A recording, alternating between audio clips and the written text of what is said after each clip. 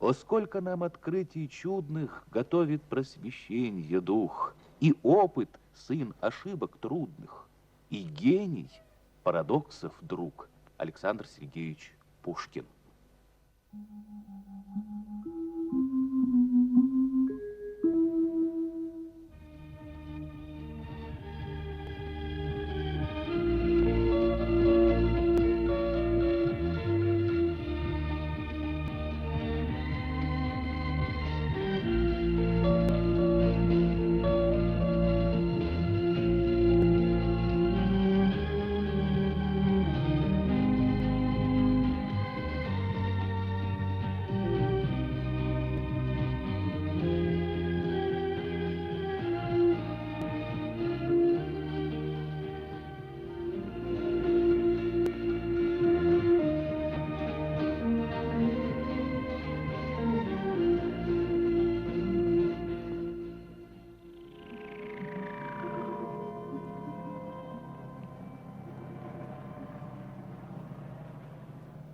Все Техас и Техас. Что? Техас все. Да, я знаю.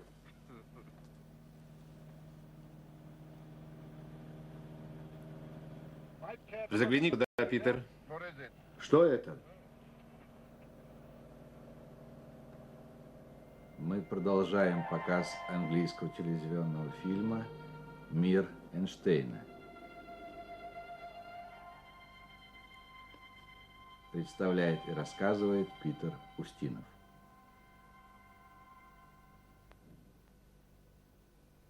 Сущность такого человека, как я, состоит в том, что он думает и как он думает, а не в том, что он делает или переживает.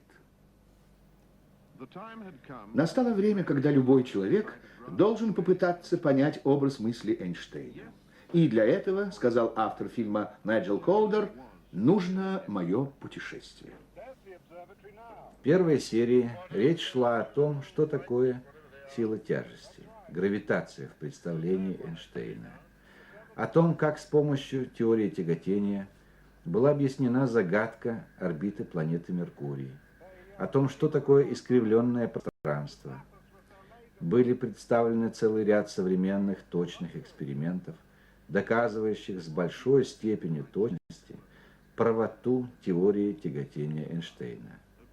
Далее, в первой серии, речь шла о влиянии гравитации на время и показаны эксперименты, доказывающие существование факта замедления времени.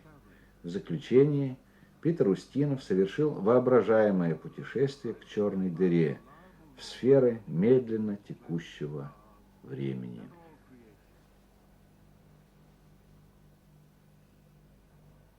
Мне пообещали и сопровождение, но, видимо, для того, чтобы я не попытался увильнуть от тех головоломных приключений, которые приготовили для меня авторы фильма. В момент его приезда единственное, что я знал, это то, что Эйнштейн был добрым гением, благодаря рассуждениям которого удалось предвосхитить наш мир ядерной энергии, космических полетов, черных дыр, то и всего того, о чем я знал только понаслышке.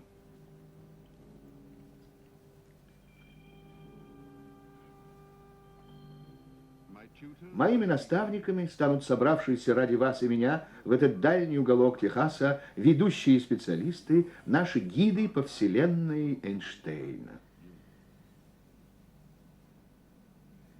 Деннис Шиама, теоретик, занимающийся общей природой Вселенной. Роджер Пенроуз, основатель современной теории о черных дырах. Вы слышали о них? Слышал, но не понимаю, что это такое. Вообще-то их существование предсказал Джон Уиллер, и он же назвал их черными дырами. Это один из столпов теоретической физики. Понятно. Олас, тут еще кто-то, да? Да, Олас Сарджент. Вот он считает, что ему удалось обнаружить гигантскую черную дыру. Он выглядит так, словно его сфотографировали в момент открытия, правда? Да. Ирвин Шапиро. Мы расскажем потом, как он получал эхо радаров от планет.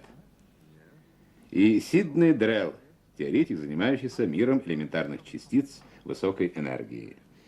А вот Кен Бретчер, он подтвердил некоторые из основных положений Эйнштейна. Весьма внушительная когорта ученых умов, но все они выглядели довольно дружелюбно. Мы говорили об искривлении пространства и влиянии гравитации на время. Пространство и время. Но специалисты по теории относительности предпочитают объединять эти два термина в единое пространство-время, где время выступает в качестве четвертого измерения. Математика охватывает таинственный трепет, когда он слышит о четырехмерных вещах. Чувство, схожее с тем, что поражают мысли об оккультных вещах. И тем не менее нет ничего более прозаического, чем утверждение о том, что мир, в котором мы живем, является четырехмерным пространственно-временным континуумом. Сейчас мы находимся в неком месте западного Техаса, и время 6:30. Объедините это вместе, и я хлопну в ладоши. Это событие в пространстве и времени. Каждый из нас в своей жизни переживает серию таких событий, образующих вместе мировую линию пространства-времени. И вот мы встретились здесь, и наши мировые линии более-менее пересекаются. С тем, чтобы получить картину пространства-времени, удобнее представить себе пространство как двухмерную плоскость, что дает возможность представить время как третье измерение. Теперь представим себе объект стационарный в данном нами описании. Тогда можно его представить в виде вертикальной прямой линии.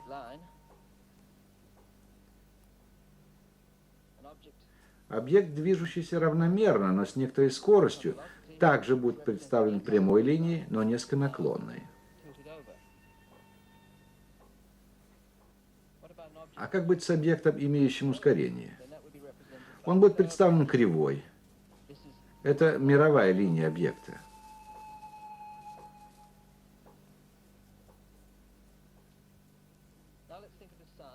Теперь возьмем Солнце и представим ее как стационарный объект. А следовательно, оно должно быть обозначено прямой линией, а находящаяся на орбите его вокруг него Земля – спиралью. Но Земля, как вы знаете, находится в свободном падении и, следовательно, также должна быть представлена вертикальной линией. Но как же тогда она будет получать изображение в форме спирали? Это вызвано тем, что пространство-время действительно искривлено. Теперь вспомните наш деформированный бильярдный стол. Пространство искривлено определенным образом, и по мере эволюции пространства, дающего картину пространства-времени, происходит некоторая деформация пространства-времени, в целом поэтому явно искаженное отображение спирального движения Земли в действительности является настолько прямой линией, насколько это возможно в этой искривленной геометрии. Насколько я понял, я ощущаю тяжесть гравитации здесь, на Земле, потому что двигаюсь в структуре пространства-времени. Сила тяготения воспринимается также ускорение. В соответствии с Эйнштейном, в определенном смысле тяготение это есть то же, что и ускорение. В гравитационном поле вещи ведут себя точно так же, как и в пространстве, свободном от сил тяготения, если введена ускоряющая система отсчета. Хотите, чтобы я испытал это? Да ему со мной от Земли не оторваться. То, что Эйнштейн назвал системой отсчета с ускорением, для меня было на удивление ветхим вертолетом, тряска в котором превосходила все ожидания. Мне приходилось на съемках ездить верхом на весьма тряских лошадях, да и веса у меня пока лишнего вроде нет. Но по мере того, как вертолет подпрыгивал вверх, мой вес увеличивался, каждое короткое ускорение добавляло лжетяготение. А вот когда мы поднимались ровно или зависали, мой вес возвращался к нормальному. Но когда пилот опускал машину с ускорением вниз, вот тут возникало пренеприятное ощущение. Ух, как улетучиваются мои килограммы. И вот где-то в дальнем уголке моего мозга мелькнула мысль. Когда вертолет получает ускорение, двигаясь в одном направлении, что не закреплено в нем, остается на месте и кажется падающим в противоположном направлении. Как сказал великий учитель, это совсем как тяготение. Ускорение также может переместить меня в иной масштаб времени. Устинов сейчас нам объяснял, как то ощущение веса зависит от ускорения, изменения скорости вертолета. Тогда, когда он резко поднимается вверх, он испытывает некую перегрузку, его вес, скажем, ощущение веса увеличивается. Тогда, когда вертолет начинает стремительно падать вниз, его вес уменьшается. Действительно, если он двигался бы соответствующим ускорением, он бы даже достиг состояния невесомости. То, которое испытывают космонавты при полете на ракетах или на орбитальном отсеке.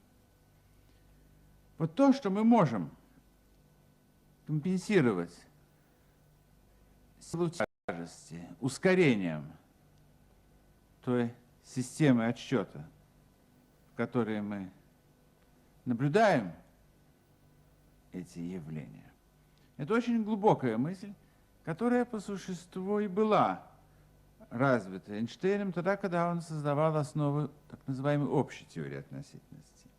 И показал, что такое вот фундаментальное свойство, очень важное свойство пространства и времени, как и те силы, которые в нем испытывают, силы тяготения, связаны с ускорением и могут быть таким образом увязаны вместе. Это сложные вещи.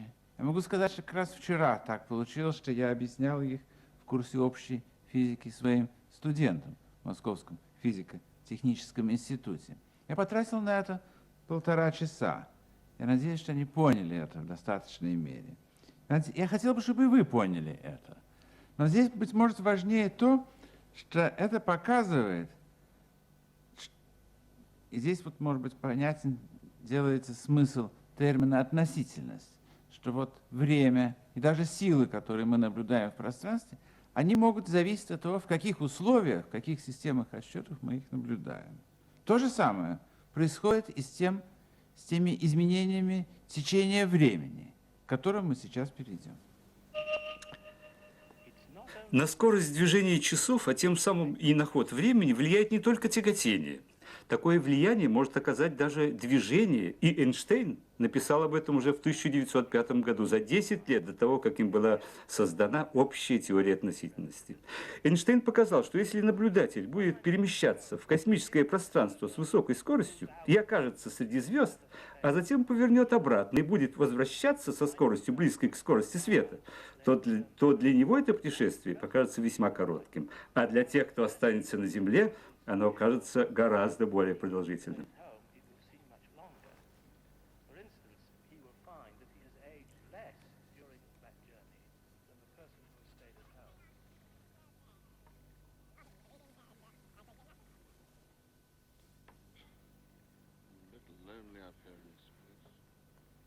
Немного одинок здесь, в космосе. Еще долго после того, как я включил двигатели для возвращения домой, мой брат-близнец Альберт все еще получал сигналы, посланные мною на пути от Земли. И снова для меня время текло нормально. Но именно на этой малозанимательной фазе моего обратного путешествия я заметил, как стареет с каждым часом Альберт.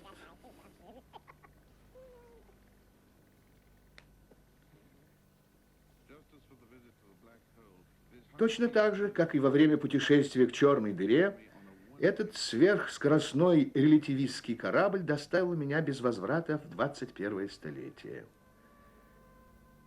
Мысленные эксперименты, как это называют в физике.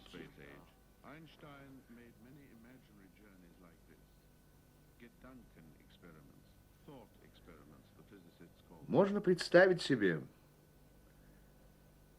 что организм после произвольно долгого полета может быть возвращен в исходное положение в состоянии, отмеченном лишь незначительными изменениями, в то время как соответствующие организмы, оставшиеся в исходных положениях, давно уже уступили свое место новым поколениям. Эйнштейн сказал это много лет назад, но люди в течение долгого времени не воспринимали этого понятия. Оно послужило источником многих споров и доводилось порой до формы парадокса. Однако сейчас с помощью атомных частиц, обладающих высокими скоростями, мы можем воспроизводить этот эффект с весьма высокой точностью. Так удалось показать, что существование наиболее точных атомных частиц, имеющихся в накопительном кольце ЦЕРН, так называемых мю-мезонов, существующих обычно примерно 1 или 2 миллионные секунды, может быть продлено раз в 30 за счет разгона их до скоростей, близких к скоростям света.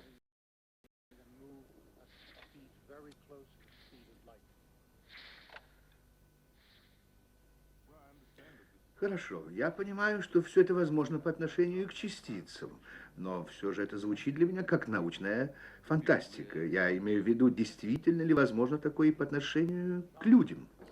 Ну, это вопрос веры, а не науки. В принципе, нет ничего такого, чтобы стояло на пути запуска человека со скоростью лишь незначительно отличной от скорости света.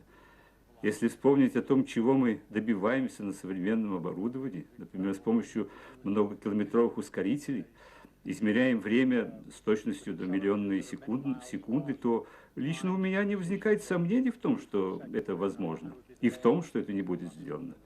В конце концов, мы послали людей на Луну, а вспомните, в течение скольких столетий это казалось невозможным.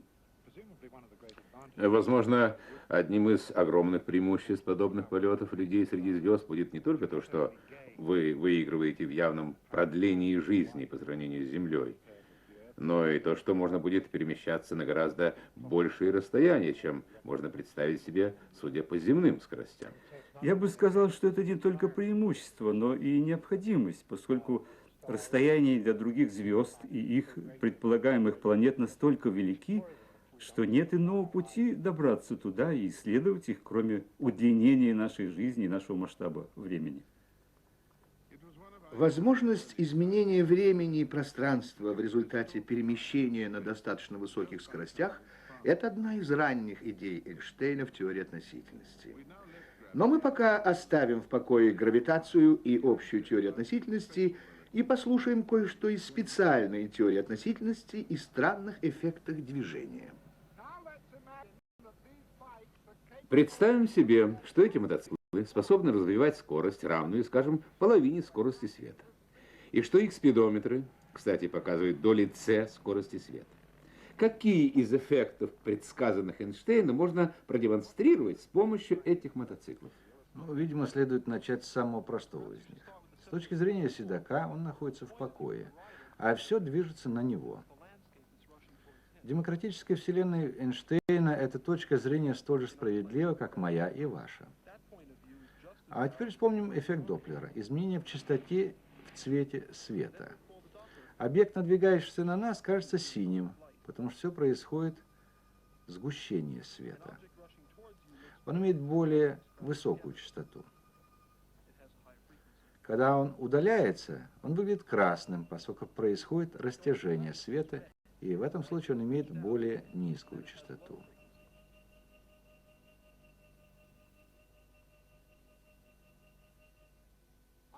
Я хотел бы кое-что подчеркнуть здесь, Питер.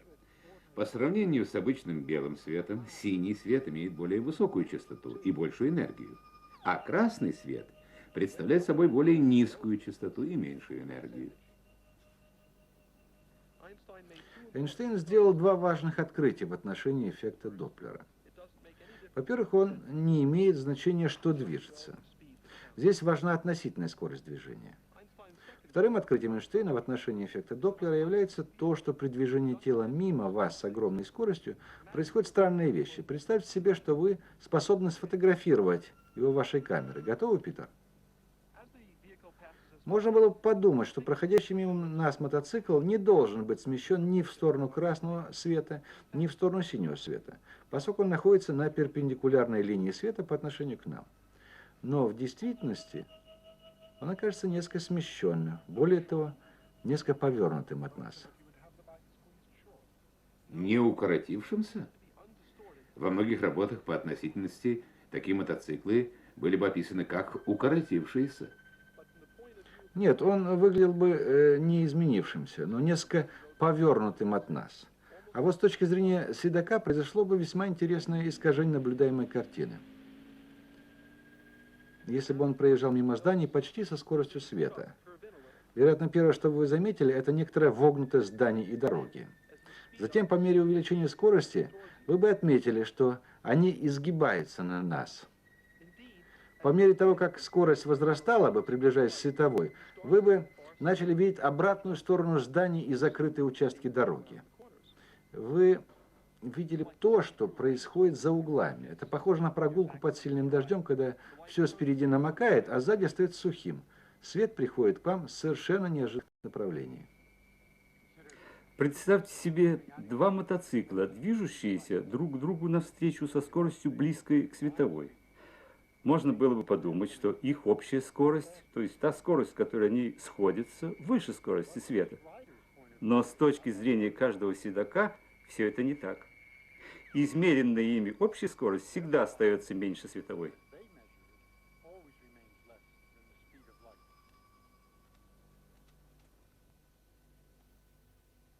Эйнштейн пришел к этим идеям на основе очень простых заключений. Седаки демонстрируют, почему время течет медленно в быстро перемещающейся системе. Они совершают совместное движение и бросают мяч, обозначающий сигнал, вспышку света. С их точки зрения свет распространяется прямо между ними, но с нашей точки зрения, как тех, кто наблюдает движение мотоциклов, сигнал движется окольным, более дальним путем. Но поскольку свет всегда движется с постоянной скоростью, время, необходимое для того, чтобы сигнал переместился оттуда сюда, больше, с нашей точки зрения, чем с точки зрения седаков. Поэтому Эйнштейн утверждает, что их часы в движущейся системе идут медленнее, точно пропорциональное отношение одной линии к другой. Движение с большой скоростью приводит также и к тому, что вы становитесь тяжелее. Время для мотоцикла, перемещающегося на огромной скорости, замедляется. И замедляется его ускорение. Масса означает сопротивление ускорению, а масса мотоцикла нарастает по мере того, как он приближается к скорости света. По мере приближения к скорости света она начинает неограниченно возрастать, поэтому он никогда не может начать двигаться быстрее света. Но с точки зрения седока его масса остается той же, что и обычно. Когда Эйнштейн понял, насколько все зависит от положения наблюдателя, он увидел и подстерегавшую здесь опасность. Дело в том, рассуждал он, что физические законы должны быть теми же самыми для тех, кто перемещается, и для тех, кто наблюдает. На основе этого требования была с блеском построена специальная теория относительности, но как дань за нее Эйнштейн потребовал от нас полного отказа от старых представлений о времени. Эйнштейн понимал, что хотя точка зрения каждого наблюдателя одинаково справедлива, все мы наблюдаем одни и те же законы физики. Пробным камнем надежности физических законов служит Е, старое пристрастие Эйнштейна, скорость света, остающаяся постоянной во всем запутанном движении космоса. В связи со своим движением по орбите вокруг Солнца наша Земля перемещается со скоростью 30 км в секунду. Если бы не были справедливы принципы теории относительности, следовало бы ожидать, что законы природы будут зависеть от направления движения Земли в каждый данный момент. Но самые тщательные наблюдения никогда не обнаруживали нарушения эквивалентности на самых различных направлениях. Это весьма весомое доказательство, свидетельствующее в пользу принципов относительности. Однако открытия Эйнштейна потрясли планету. Из положения специальной теории относительности вытекал закон создания и аннигиляции. Настало время для нас заняться царством атома, в котором релятивистские события происходят куда чаще, чем на дорогах Техаса.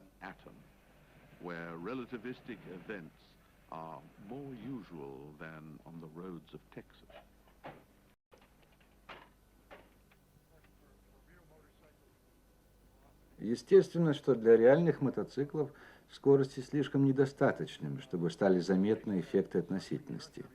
Даже у космического корабля, обращающегося вокруг Земли за 90 минут, эти скорости недостаточно высоки.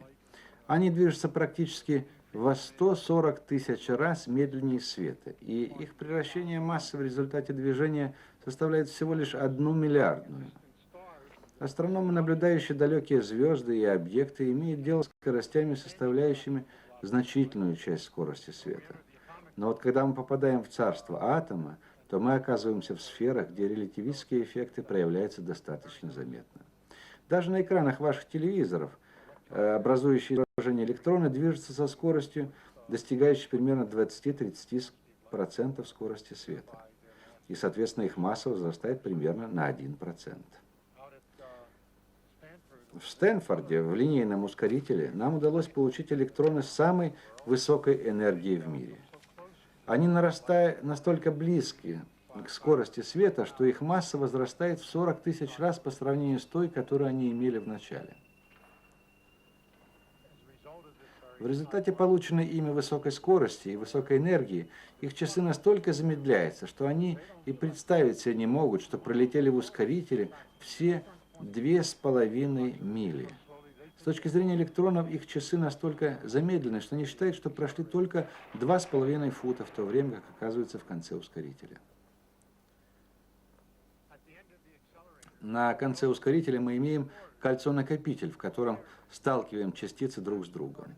Мы создаем новое вещество, а тем самым получаем возможность очень точно измерять превращение энергии движения в вещество и в массу, а тем самым подтверждаем полную справедливость уравнения Эйнштейна.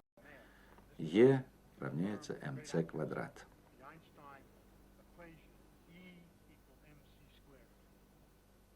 А какое это уравнение? Оно выглядит вполне невинно. Е – энергия, М – масса, а С – не скорость света, а квадрат скорости света. Огромное число. Поэтому в малой массе оказывается заключенной огромная энергия. Студенты один раз просили написать формулу Эйнштейна. Он начал.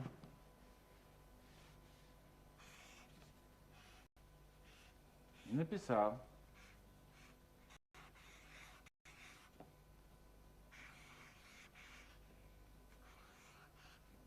Ему сказали неверно. Да, он снова написал. Ему сказали снова неверно. Тогда он наконец написал С. А почему, собственно, была неверно написана формула в первый раз? Он мог бы сказать, что это есть скорость света, и все было бы хорошо. Это есть условность наших обозначений, тех символов, которые мы приняли за обозначение той или иной физической величины. Это, я бы сказал, одно из проявлений относительности. Относительности тех средств, которые мы используем для описания внешнего окружающего наш мира. Даже не столько для описания, сколько вот для символьного обозначения. Но вот этот отказ, такой более широкий взгляд на окружающий нас мир, на выделение тех вещей, которые существенны, а тех, которые менее существенны, быть может, это есть одно из наиболее существенных и важных достижений того умственного процесса, который связан как с развитием современной физики, так и именно с созданием того комплекса понятий, который мы связываем с теорией относительности.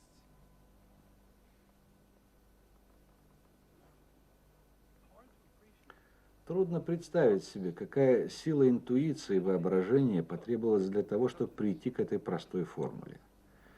Эйнштейн с 16 до 26 лет постоянно думал о природе света и электромагнитной радиации, и почти как побочное следствие его размышлений на эту тему пришло следующее заключение. Если смотреть на свет, скажем, Солнце, и если при этом двигаться к Солнцу, то свет должен стать более синим.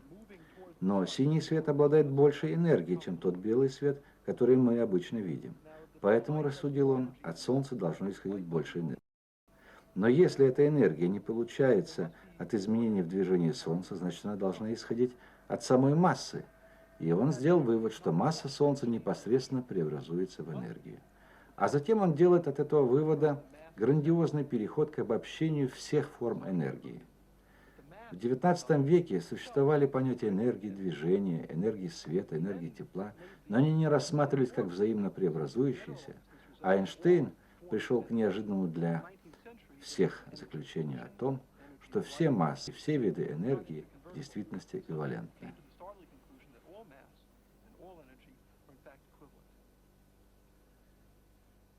Мы приходим к более общему выводу о том, что масса объекта является мерой содержащейся в нем энергии. Не исключено, что эту теорию можно с успехом проверить на тех материалах, которые обладают высокой степенью изменчивости содержащейся в них энергии, например, на солях радия. Здесь Эйнштейн отмечает, что выход энергии в ядерных реакциях настолько велик, что возникает такое изменение массы, которое доступно для измерений, а тем самым и проверки выведенной им формулы. Ядерные реакции, установленные Эйнштейном в отношении ЕМЦ квадрат, позволили разрешить давнюю загадку, каким образом звезды, Солнце могут гореть миллионы лет, не исчерпывая ресурсы своего горючего. Достаточно убедительно эта формула и ядерное горение были впервые подтверждены в 1932 году Коккрофом и Уолтоном с помощью их ускорителей.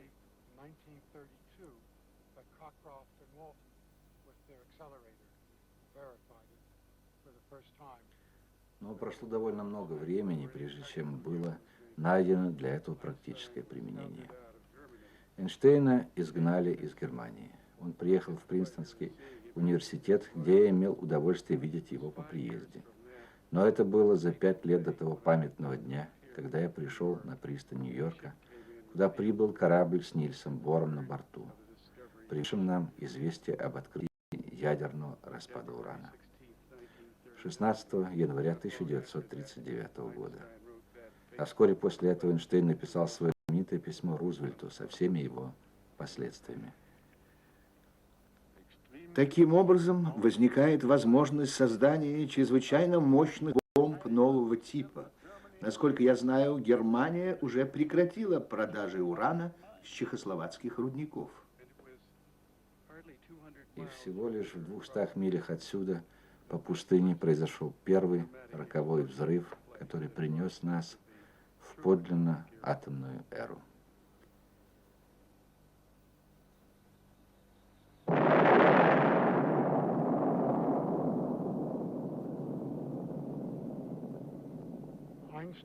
Сам Эйнштейн, давший всему этому первый толчок, был глубоко потрясен гонкой атомного вооружения.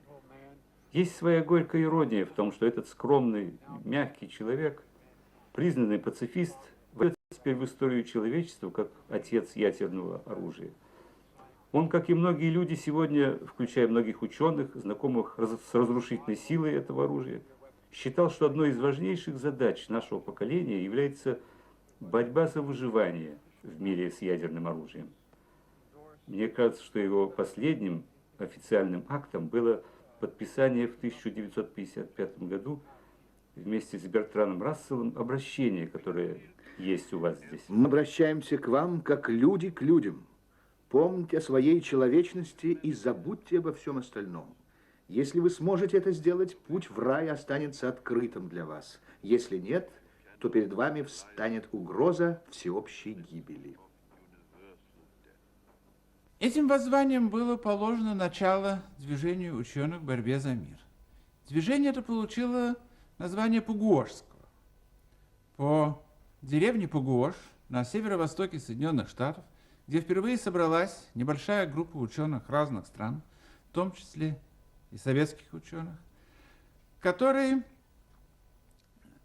обсудили те проблемы, вопросы, которые стоят перед людьми, перед человечеством в связи с появлением новых видов вооружений и той непосредственной угрозы жизни на Земле, которые они в себе таили. Эти совещания с тех пор происходят каждый год. Проходили они и в этом году. И, быть может, именно сейчас, когда с новой остротой встал вопрос о росте вооружений на Западе, особенно важно обратиться к тем предупреждениям, к тому анализу угрозы, которая таит в себе появление этих новых, все более совершенных видов вооружений для жизни на Земле. И, быть может, в этом заключается одна из ценных сторон того наследия, которое нам оставил Эйнштейн. Мне кажется, что, говоря об этом огромном достижении Эйнштейна, необходимо особо подчеркнуть тот факт, что оно затрагивает основу всей жизни. Ядерное оружие – это лишь побочный продукт человеческого недомыслия. Но вот когда я зажигаю эту спичку, незначительное количество массы переходит в энергию. Но если взять всю массу этой спички и преобразовать ее в свободную энергию, то ее будет достаточно для того, чтобы поднять всю эту гору, на которой мы сидим, на 3 метра над землей. Вся астрофизика занимается исследованием попытки природы освободить энергию, заключенную в обычном веществе. Энергию, описываемую уравнением Е_МЦ квадрат.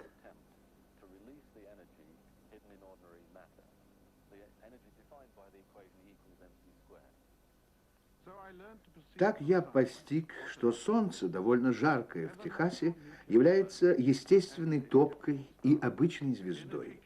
Энергия способна создавать вещество, поэтому вещество содержит в себе скрытую энергию. При падении, например, яблока, часть ее может выделиться. И вот Уоллес Сарджент вернул меня снова к гравитации, отметив, что она способна покончить со звездой. По мере старения Солнце, прежде всего, превратится в красного гиганта и станет намного больше и несколько холоднее, чем сейчас. К этому времени Земля будет поглощена им, но, к счастью, это произойдет не ранее, чем через несколько миллиардов лет. После этого Солнце начнет сжиматься и превратиться в белого карлика размером примерно с Землю. За это время в результате ядерных реакций на более ранних этапах его эволюции выделится огромное количество энергии. Звезды более массивные, чем Солнце, заканчивают свое существование превращением в сверхновые звезды, то есть гигантским взрывом. Во время такого события внутренние части звезды втягиваются внутрь, образуя нейтронную звезду, которая, в свою очередь, становится пульсаром. Вещество в нейтронной звезде чрезвычайно плотнее. Атомы сталкиваются друг с другом, и выделяется значительная часть энергии, первоначально содержавшейся в этой звезде.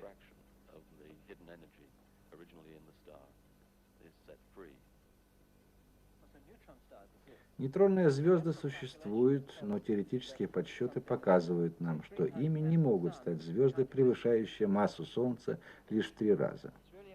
А от нейтронной звезды уже рукой подать до преобразования вещества в результате взрыва в черную дыру.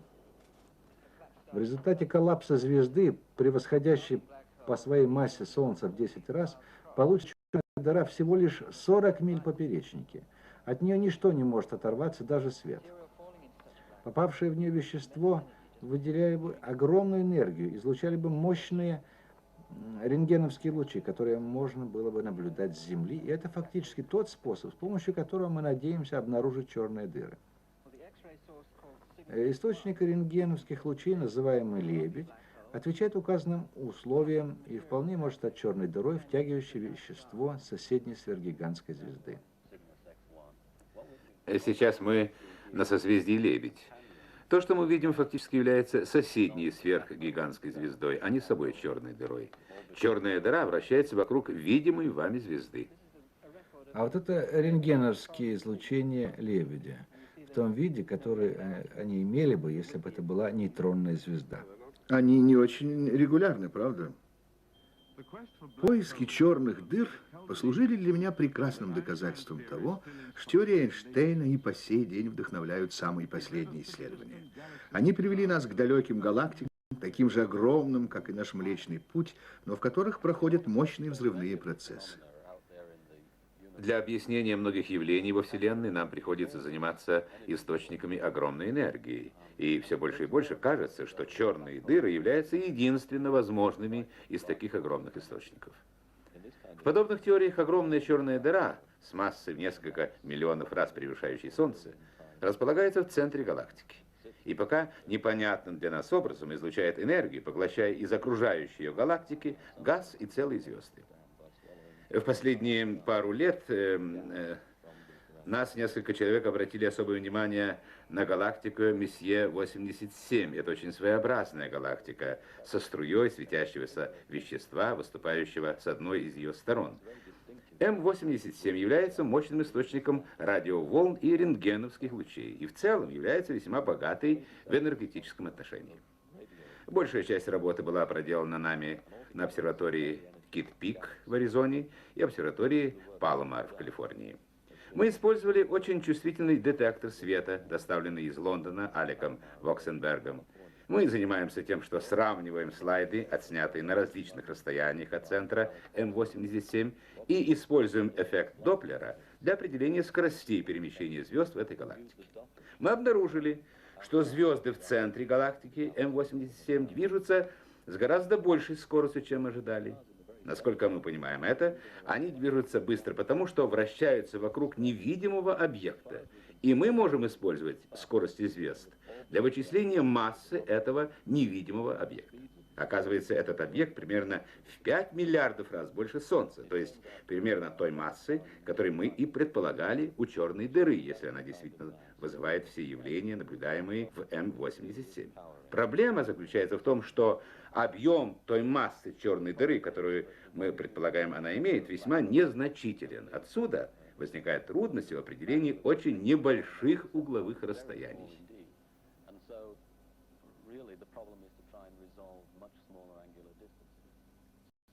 Небольшие угловые расстояния. Видимо, это снова маленькая монетка на расстоянии мили. Для решения этой проблемы мне пришлось переквалифицироваться в радиоастронома. И вместе с моими коллегами мы использовали радиотелескопы в Голдстоне, штата Калифорния, и в Мадриде, в Испании, расположенные на расстоянии 5000 миль друг от друга. Это было сделано для того, чтобы получить телескоп близкий по размерам к размерам Земли и с его помощью попытаться разрешить эти малые угловые расстояния. Вот тут мне хотелось бы узнать, в какой мере эти работы являются логическим следствием работы Эйнштейна, а возможно, это уже самостоятельное направление. Конечно, Эйнштейн не знал, что развитием его работы будут исследования черных дыр. Но, с другой стороны, в последних из выполненных Эйнштейном работ содержатся мысли, точно указывающие на то, что, по крайней мере, в общей теории относительности содержатся довольно четкие предсказания этой теории. И, конечно же, независимо от действительной природы этого объекта, мы знаем, что он выбрасывает огромное количество энергии, поскольку можем наблюдать это непосредственно, а это говорит о том, что он должен обладать огромной массой по формуле ЕМЦ². Естественно, что свет, который мы получаем от него исследованным Уоллом Сиднеем, подчиняется эффекту Доплера, а затем приходит к нам в виде фотонов. Поэтому богатство идей Эйнштейна сказывается на всем разнообразии наблюдений за этими объектами. Компьютер выдал безгранично искривленное пространство воображаемого столкновения двух черных дыр.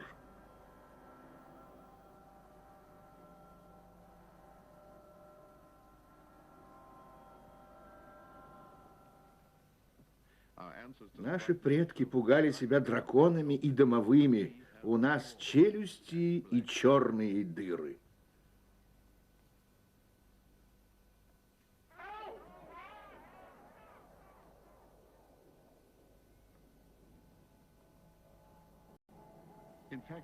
В центре черной дыры я обнаружил, что там дрогнули даже идеи Эйнштейна. Общая теория относительности адекватна по отношению к самой черной дыре и на некотором расстоянии в ней. Но можно и показать, что сама теория предсказывает свое собственное крушение, и это то, что не было отмечено до смерти Эйнштейна.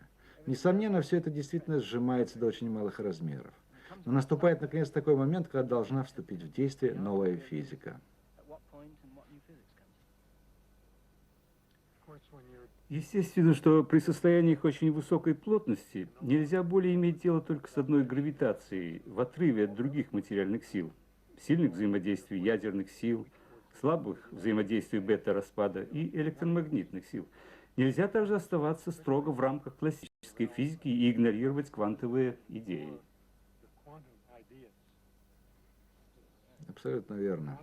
Интересно то, что Эйнштейн благодаря открытию фотона, ставший одним из основателей квантовой теории, постоянно чувствовал беспокойство, никогда не был удовлетворен этой теорией из-за элемента случайности, содержащегося в описаниях поведения частиц.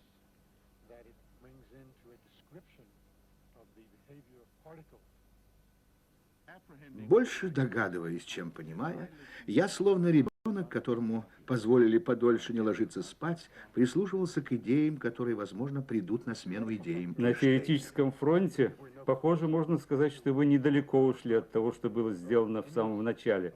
Попыток создать супергравитационную теорию, квантовую теорию, которая охватывала бы гравитацию и все остальные силы материи, объединенные в этой великой мечте. Этому величественному синтезу Эйнштейн посвятил 30 лет. Все последние 30 лет своей жизни он работал над созданием этой теории, но так и не создал ее.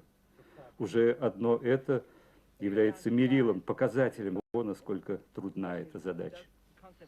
Когда дело доходит до размеров элементарной частицы, возникает вопрос о том, применимо ли понятие времени и пространства для столь малых величин, и мне кажется, что большинство физиков уверено в возможности их использования вплоть до крохотной частицы. Но та линия, которой придерживаемся мы, состоит в том, что, возможно, ошибка сделана гораздо раньше. Идея здесь состоит в том, что понятие точки в пространстве не является исходным понятием. Это лишь математический образ. И нечто более близкое к этой идее состоит в том, что понятие частицы и самого пространства возникли из более примитивного понятия. Эту линию мы развиваем уже многие годы, и одной из огромных проблем является поиск способа связать ее с общей теорией относительности. И сделать это достаточно четко, есть некоторые ободряющие результаты, но окончательного результата пока нет.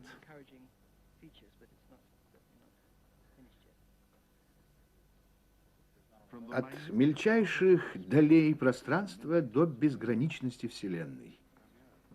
Директор разгадал во мне мальчишку и позволил погонять телескоп по небу. Прекрасно, правда? Фантастика. Кольца Сатурна отобразили для меня искривленное пространство, окружающее гигантскую планету. Когда я рассматривал Млечный Путь, Харлан Смит напомнил мне, что звезды, миллиарды звезд, включая и Солнце, вращаются под влиянием взаимной гравитации. Затем мы вышли за пределы нашей галактики к подобным круговоротам звезд далеко-далеко в пространстве времени.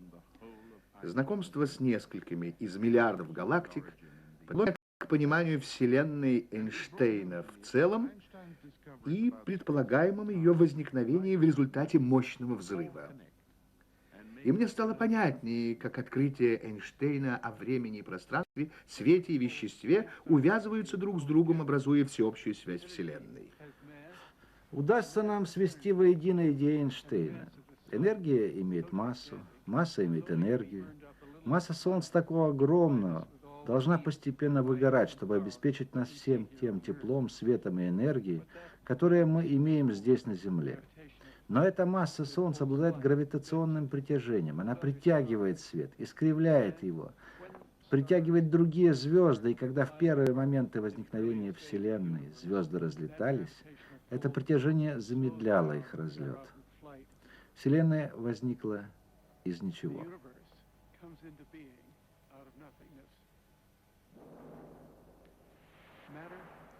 Вещество, свет, энергия – все сразу. И это вещество, этот свет, эта энергия, все это расширяется, разряжается, сжимается в звезды, галактики, планеты.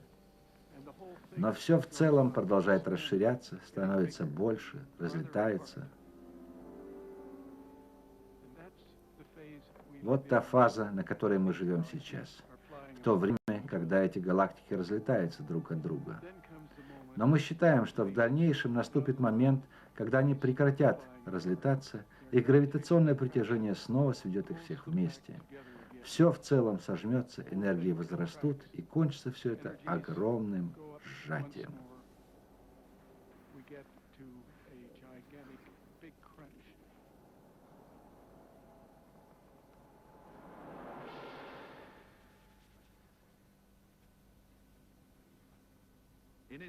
В своей первоначальной форме 60 лет назад общая теория относительности для объяснения возникновения Вселенной нуждалась в огромном взрыве. Но это мелодраматическое представление было несовместимо с астрономией тех дней, и Эйнштейн разрабатывает свои уравнения для описания более спокойного мира. Для того, чтобы прийти к этому закономерному выводу, мы, видимо, должны ввести более общие уравнения гравитационного поля, что не подтверждается нашими знаниями. Введение этого космологического термина было крупнейшей из сделанных мной ошибок, но от ошибок нас может спасти только смерть.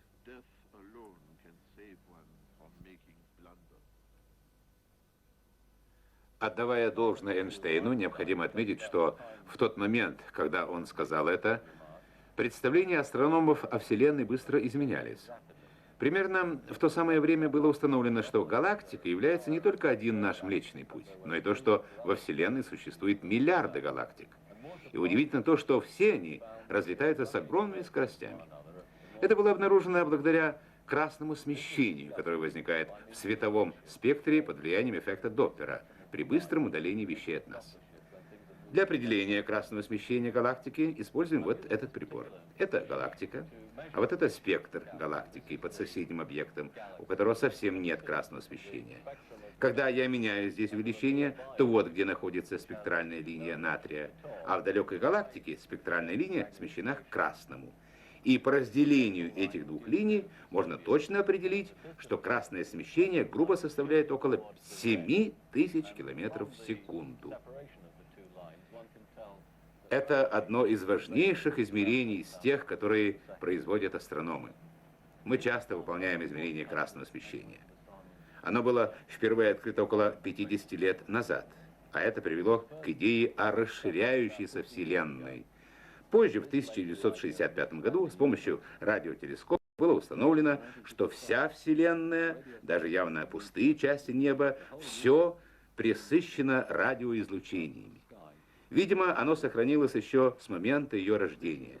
Именно это открытие сделало теорию Большого взрыва ведущей теорией в космологии наших дней.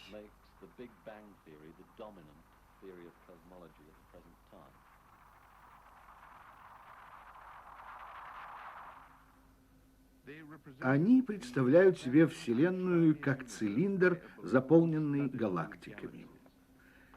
Мне сказали, что Вселенную обозначает вся его поверхность, которая из-за гравитации всего, что в ней есть, имеет замыкающееся на само себя пространство.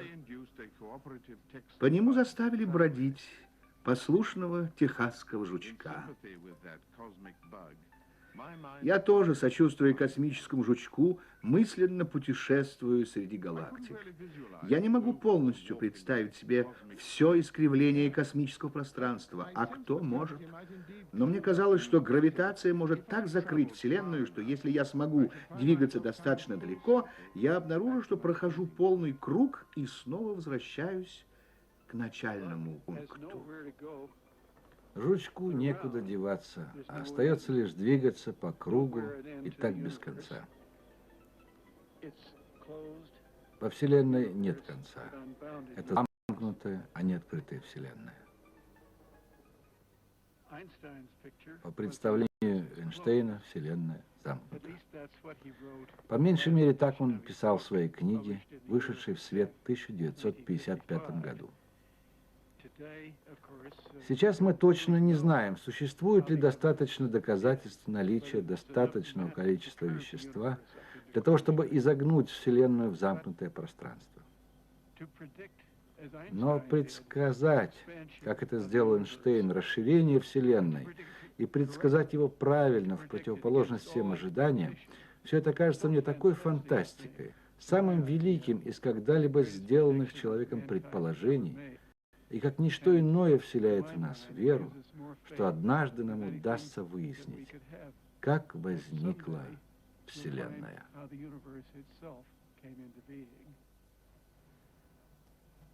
Мы закончили показ английского двухсерийного фильма «Вселенная Эйнштейна». В ней как бы подведен итог тех представлений о Вселенной, которое получено человечеством на протяжении столетий, даже тысячелетия развития современной науки. Ньютон когда-то сказал, что он стоял на плечах гигантов. Мне кажется, что где-то эти слова повторяет Эйнштейн. Более того, их могут повторить ученые нашего времени, которые развили эту теорию дальше, и некоторые из них рассказали об этом в этой картине. Так была построена, я бы сказал, коллективными усилиями ученых многих стран, разных культур, разных интеллектуальных традиций, то представление о мире, которое дает нам современная физика и астрономия. Она стала составной частью современной культуры. Более того, я думаю, что современный культурный человек не может не знать этих вещей, не иметь представления об этой картине мира, о законах, которые ею управляют. И это и есть составная часть современного материалистического мировоззрения и того, как мы воспринимаем окружающую нас действительность.